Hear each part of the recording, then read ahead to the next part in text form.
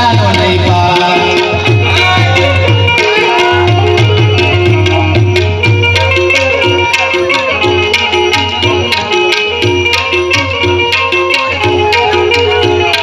જેને મળી ચામડીએ તો ત્રીજાને લોન્યા જેને મળી ચામડીએ તો ત્રીજાને લોન્યા મારા દેવો તો